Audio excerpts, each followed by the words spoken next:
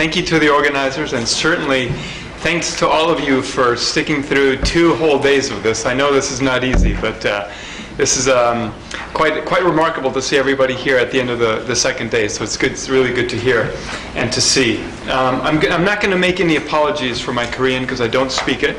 I do have to say that my 2 children take Korean karate, and they come home a lot and yelling stuff.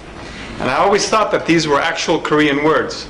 And this morning when I checked it with a couple of you, I found that either my kids are very bad pronouncing it, I have a very bad ear, or this simply just isn't Korean, and they're coming home and yelling stuff that I think is Korean, but actually is not. So I won't make any excuses for my poor Korean because it's non-existent.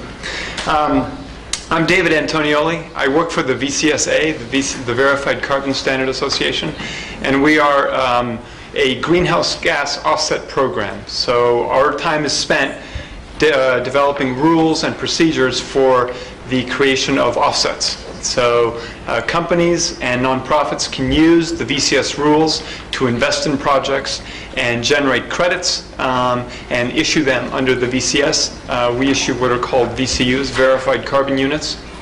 And we are the largest voluntary greenhouse gas program in the world. I would also mention that we are a little different than most of the speakers you've heard today. We are a non-profit organization, so we're not a for-profit business. And our mission really is to see that there are robust and high-quality offsets in the system that really represent a real emission of a ton of CO2, or a removal, as the case may be. I'm going to talk about 3 things. Basically, I'm going to walk you through a little bit about what a greenhouse gas program does and how we operate. I'll then walk through some examples of how some other governments and other entities have developed their greenhouse gas programs, and I will end with some observations and some recommendations. So the first one is, does anybody here know what a ton of CO2 is? This is a picture of an art installation in Copenhagen at the COP in 2009. And this is essentially what a ton of CO2 is like in the atmosphere. It is a cube, about 8 meters cubed, so 8 meters up, down, and in. And I put that here because that's what we do. We spend our time writing rules and requirements and procedures that allow people to quantify a reduction of this or a removal of this, meaning that if it's sequestered in a tree or in the soil, you're able to properly quantify what a ton of CO2 looks like. So you get an idea of what, if you put a person in there, what this looks like. I'm going to start off with the VCS program. Of course, that's the program that I know the most about. So I'm going to walk you through how we manage the program and how it operates. At the center of the VCS program, right here, we've got the VCS standard. And the VCS standard is really the main requirements that offset programs like ours have in respect of the credits that it issues. So this means that you determine whether credits have to be additional, whether they have to be verified, whether they have to be permanent, and all those kinds of things. I'm not going to spend too much time in the rest of my presentation talking about the different requirements that different programs have, because we pretty much all agreed on them. And basically, they're the ones that I mentioned. People have agreed that credits have to be verified, they have to be additional, they have to be permanent, they have to be done ex post, meaning that you can't estimate the future stream of credits. You have to actually verify them and demonstrate that they've occurred in order for a credit to be issued. But what's interesting, and what I will talk about and compare across the different programs, are the functional elements of the VCS program. And those are going around clockwise, starting with the auditing, methodology, and the registry system. So the first one, auditing, of course we require auditors, and we rely on auditors that are accredited either under the Clean Development Mechanism, and they're called DOEs, Designated Operational Entities. I know a couple of you here are CDM DOEs, and you also work with the VCS. We also work with entities operating under the International Accreditation Forum, which is an international body that has member organizations in all of the nations around the world, or most nations around the world. And those entities can then develop accreditation programs to allow auditors to be trained and learn how to do auditing of greenhouse gas projects. From a methodology perspective, this one right here, we have a bottom-up approach, meaning that we allow people to propose methodologies to the VCS, but once they do that, they have to go through a set of procedures, including that they have to be validated by 2 different sets of auditors, in addition to having to go through a public consultation process and a review by the organization that I work for.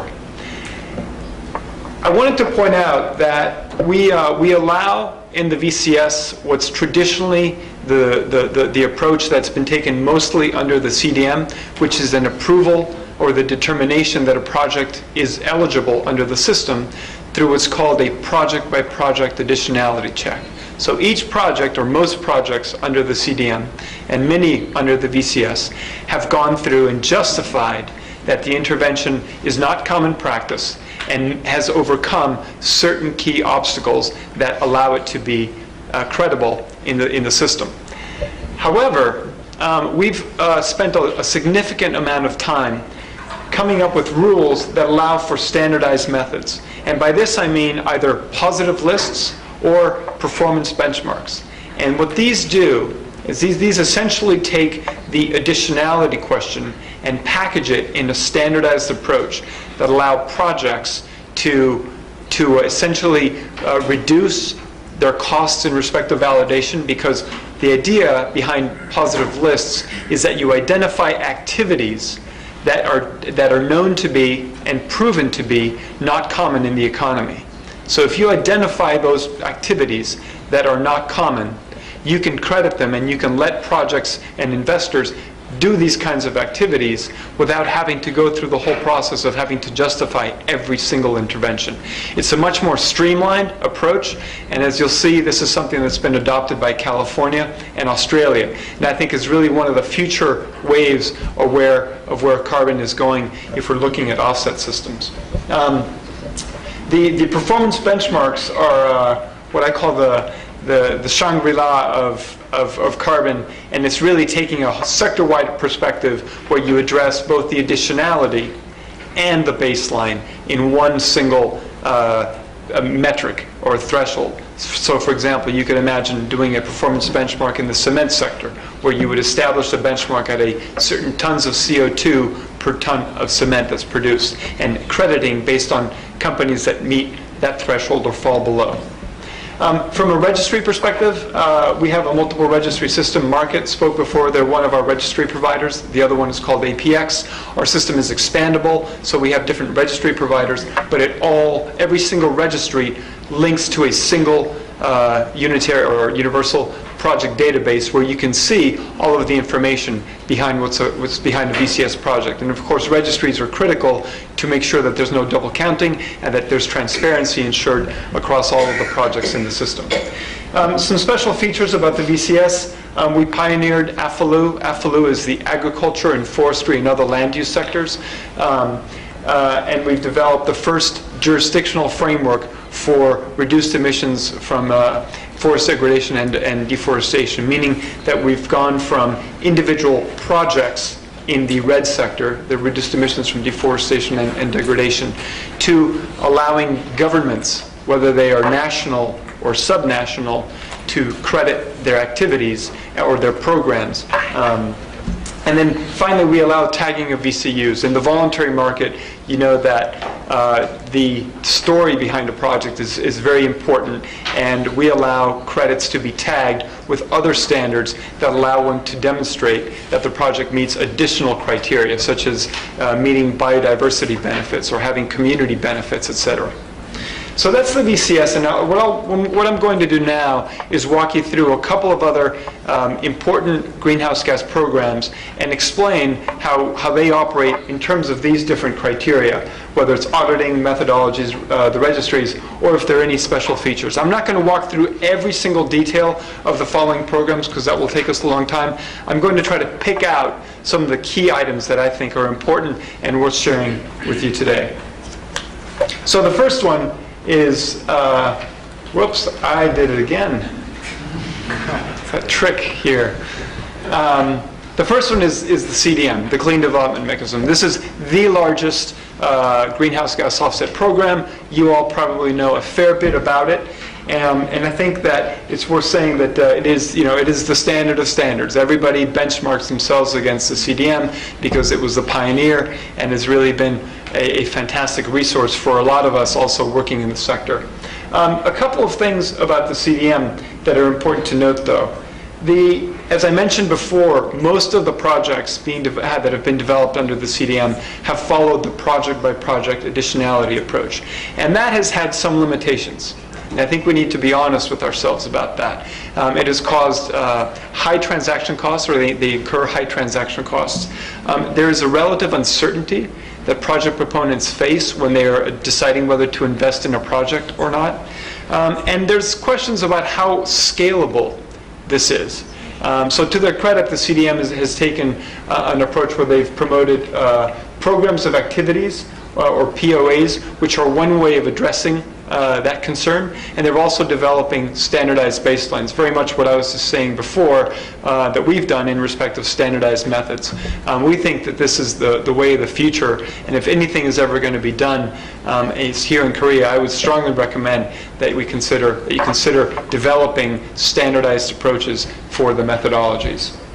The CDM has had limited uptake of the agriculture and forestry sector, so that's one thing that's important. They've taken a different approach on that.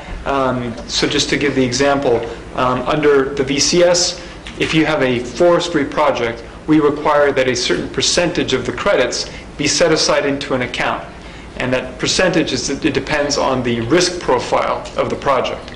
And that account, called the buffer account, serves as an insurance if ever those credits or those reductions in the trees either go to the atmosphere due to pest, fire, or someone chops the trees down.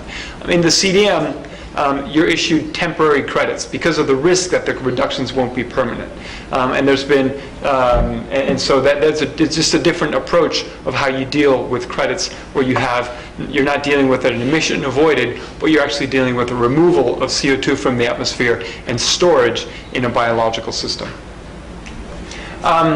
In China, there's obviously you've heard some of what the Chinese are doing. I think it's fair to say that they're following the approach of recognizing many of the CDM projects that have been developed already. They've accepted 52 of the CDM methodologies, and they've made some changes to them. However, it's unclear to what extent or how the Chinese are going to address the agriculture and forestry sector. Although it's stated in government policy that they want to promote what's called ecological progress. And we think that actually having credits coming in from the agriculture and the forestry sector could be one way of addressing that particular policy need through the emerging carbon market that's being developed. In Australia, again, another very interesting program whose future is under question just because of the recent elections and the decisions by the government there. But I think it's worth to say here that they've taken an approach very similar to California's, meaning that they're focusing their crediting mechanisms on a positive list. Again, they've identified or are in the process of identifying activities that they deem to be additional, that they deem to be not common practice, and they're fostering investment in those activities, which again reduces transaction costs, reduces uncertainty, and is really in many ways much more scalable. And of course, this is very focused on the agricultural sector. It's called the Carbon Farming Initiative, and that's where they're designing their interventions. I'm going to skip the next one, Japan. I want to keep time for questions later, but I want to focus a little bit more on California. because it has a lot of very interesting features that I think are worth considering here in Korea. The first point I want to make is in respect of the methodologies. And again, like Australia, the Californians have decided to go with what they call standardized methods. And in their case, they're working exclusively on what we call positive lists. They have approved 4 project types already. They're in the process of approving a 5th one. And the idea really, again, is to reduce, I think from the government's perspective, I think their view is, in addition to all the benefits you derive from having a positive list approach, you also reduce the regulatory risk that a project may not be valid. So once it's on the list, you can go ahead and invest in it, and there's very little risk that that project actually will turn out to be, that the additionality justification, for example, might have been wrong. So that's an important element of the California program. They also are allowing, or they hope to allow, international credits, although that will come in a separate phase. And the way that they're going to do that is to allow only projects that come from sectors. So they're really only allowing sectoral approaches in terms of credits that are coming in from outside of California. In respect of RED, reduced emissions from forest degradation and deforestation, they probably will only recognize not individual projects, but government efforts. So government programs that fall into their sectoral crediting mechanism or approach. In California, ARB is the Air Resources Board, it's the regulator. They develop the methodologies, but they borrow heavily from existing methodologies that have been developed in the sector by other organizations, such as the VCS, the 5th protocol. They call them protocols instead of methodologies. But the 5th protocol that the Air Resources Board is considering will incorporate, we hope, 2 VCS methodologies. And they've borrowed heavily from the Climate Action Reserve, which they essentially almost word for word, but not quite, took the protocols that the Climate Action Reserve had developed initially, and they took 4 of those, and those are the basis for the first 4 protocols. So California has really taken a page out of the voluntary market and used what's been developed in it to really leverage its system and have a robust system at the same time. Sang Soon Ha mentioned the fact that there's early action potential. In California, they allow early action. That's an important element. And again, if you have a project that is using a methodology that went into one of the approved ARB protocols, then you can use the credits that you issued under the relevant program and transfer those or convert them into compliance units. Again, a very useful approach where they're leveraging and really taking advantage of all the knowledge and all the previous investment that's been done from a voluntary perspective, although I must say that a lot of the entities that have been investing in these projects have been expecting that there would be a compliance avenue for those credits. California also has what's called offset project registries, and so they're essentially allowing, again, third-party organizations to serve the role of registering projects and overseeing the auditors as well as issuing the credits. And that's a very important role that organizations like the VCS could play. Currently, there's 2 organizations that are approved, the Climate Action Reserve and the American Carbon Registry. But that's a really important way that the government of California is leveraging and using the existing infrastructure and not having to reinvent it all from scratch. And then finally, the final point I wanted to make about California is that it's linking with Quebec. And this is really important. You've been hearing a lot about different systems, and the key consideration, or key concern, and I would imagine really goes across a lot of the industry is, boy, how are these systems going to connect? Are my credits that I issue in California, will they be of value anywhere else? Currently, California does not recognize CERs for a number of reasons, but one of the reasons is that they have fundamentally different approaches for how they deal with additionality. California said, we're only going to accept credits that use standardized methods or take a positive list approach. And therefore, they said, CERs, we're not going to accept them. It's not to say that they're not good, but they just have a different underlying fundamental structure. And so there's a concern about, boy, in the future, how are these systems going to link? Importantly, in Quebec, I think the lesson there is not only that they've linked, which is true, but they've linked because they've used the same principles and the same philosophies for building their programs from the beginning. So as you think about developing a program here in Korea, I would strongly recommend that you think about what are going to be the elements that are going to allow it to link to other markets, because it could mean that the credits here have value in a different market, and that's always would be good. I'm going to skip the following one, which was on South Africa, and get straight to my observations.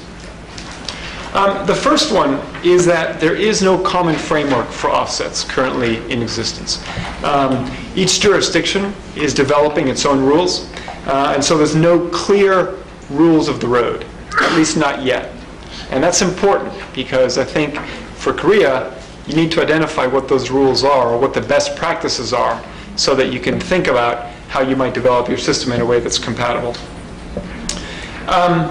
Another observation is that there's a lot of recognition for existing methodologies, systems, infrastructure, and that's really important. In many ways, many of these systems are borrowing from existing systems that have integrity and that or allow them not to have to reinvent the wheel.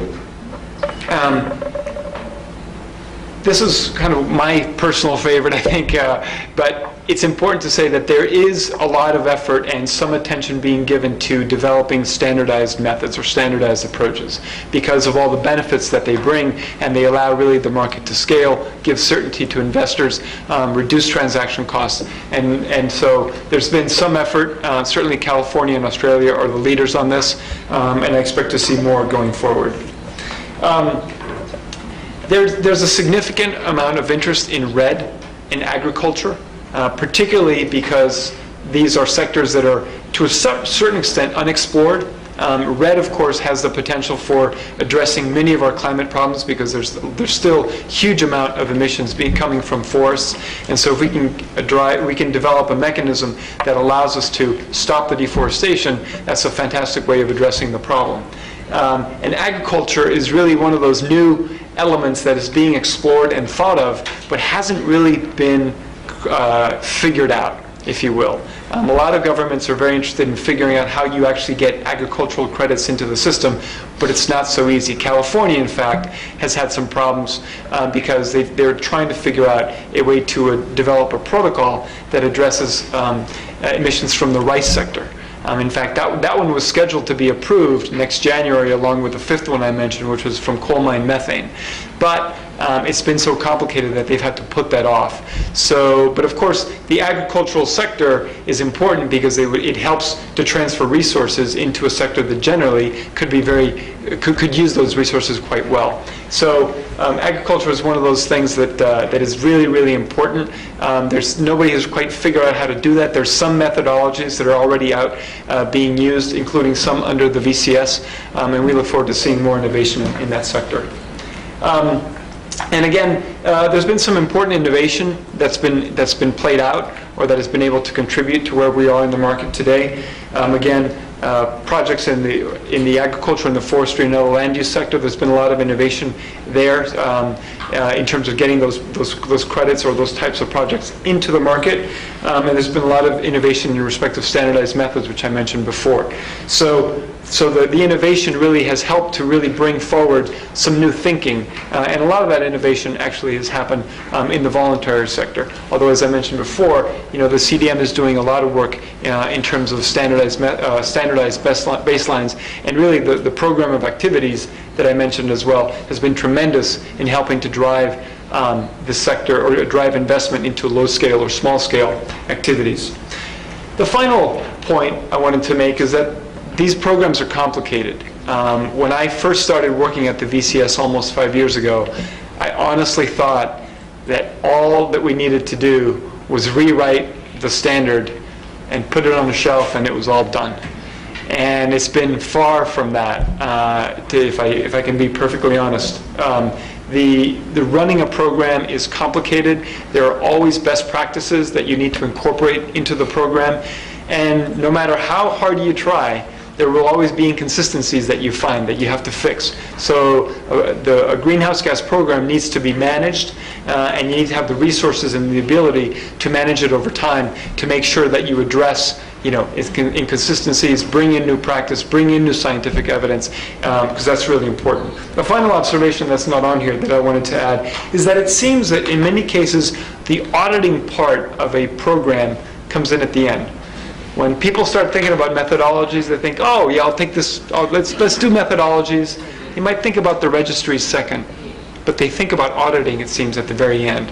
And that's really dangerous, because the whole integrity of the system relies on a good, strong cadre of auditors. So that's another observation I was able to make. My recommendations. The first one would be to plan for compatibility. Again, if you're going to be developing a greenhouse gas program here in Korea, I would make sure that you have robust auditing, that you consider the development of standardized methodologies as part of the program, because that will help you link to other markets. It will allow you to be able to stand behind your credits in a way that's credible and will be very important. Second one would be to promote early action. I think we already have a lot of examples of projects. We have CDM projects. In fact, we have 8 VCS projects here in Korea. But early action is important, because giving that signal to industry and to the private sector helps drive activity, helps drive investment, and will actually help drive the program in and of itself, because it will allow you to start ironing out the problems that you might have with the program, and that's very important. So you need to have, just like you need to have a test phase for the ETS through the TMS, having an early action startup phase for credits is very important. Also importantly, because it starts to add liquidity into the system. This point relates a little bit to my point about agriculture. Some governments are starting to think that, gee, can't we use the carbon markets as a way to link this to agricultural or rural development? And this is a very useful tool that you could use to get, keeping the resources within the country. It's a very elegant way and a very efficient way to transfer resources to the rural areas in a way that generates environmental benefits, but also financial benefits for part of the country. Don't reinvent the wheel. This is really important. Many places want to start off from the very beginning, and they want to start off to begin the development of a greenhouse gas program by reinventing every single part, and that's not necessary. There's lots of good experience out there. There's lots of good programs out there that you can actually use and leverage to build a strong and coherent program here in Korea. And my final one, which is not on here as well, is set the rules early. Setting the rules early and clearly will enable the private sector to take action. In all of the markets that have developed, I think that people always recognize when there's a clear rule and the rules of the road are set to give the private sector the clarity that they need to be able to invest. In the end of the day, these processes take time. Getting auditors up to scratch and up to speed takes time. You need to have an auditing system, an accreditation program. You need to train them, and they need to come up to speed, and they need to have experience. If you're talking about methodologies, you need to have the process for developing the methodologies, the process for investing in projects. So it all takes time. So if you set the rules early, you can let that process go through and allow you to really have a system that you can stand behind and have real credits that you can stand behind and can really contribute to the long-term success of the program. So I will try my Korean now. I'll say 감사합니다.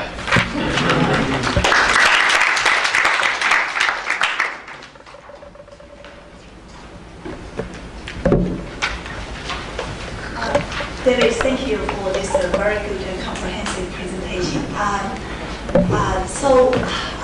I have a question I asked last week to the Chinese ETS, all those pilots, but I didn't get an answer. So I will ask you about comparability and about linking. So on the one hand, we know every road to road as far as different systems, they are credible and transparent and consistent. You produce one ton is a ton, and the system is good, works. But on the other hand, whether there's any, so as you have indicated that we say the diverse approaches to different systems, adopted by different systems. Is there anything that since the system, even they are credible, transparent, something that is so fundamental that will prevent them from linking in the future? Whether there's anything as such at all? Assumption that the systems are all, which is high standards. Well, the example I always give to that very question is the example of California and the CDM. Two very highly credible systems that can't link. And I think it's because they use different approaches for how the credits are used, how the credits are developed. California has said categorically that they will not accept anything that's not a standardized approach. And CDM, uses very much a project-by-project approach.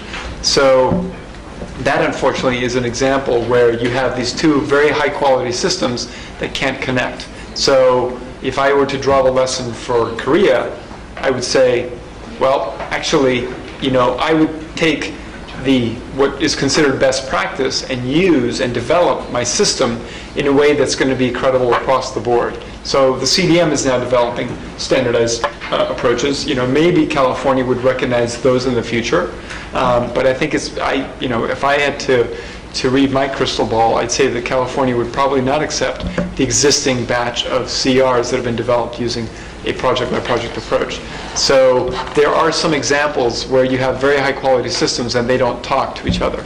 So that's a challenge, unless if something like the framework for various approaches sets a set of high-level rules that would allow different systems to dock into. And if you had some sort of adjudicating body, if you will, that says, well, here are the high-level rules, and if you meet them, we'll recognize it. You could have a system like that where the CRs would say, yep, we meet this, and so would California, and you'd have a linkage that way. But I think, sorry to belabor the point, you look at a successful linkage agreement between Quebec and California, that's been because they've been working together, building it together from the beginning. Now, of course, that's essentially what the CDM was in its time, and we're not going to have that right now, and we have all these different disparate systems. So the challenge is figuring out how do you develop a system that has the best practices incorporated into it so that you can have those discussions later. 시간 관계상 이번 강연은 여기서 마치도록 하겠습니다. 여러분, 열강을 해주신 데이빗 안토니올리에게 다시 한번 큰 박수 부탁드리겠습니다.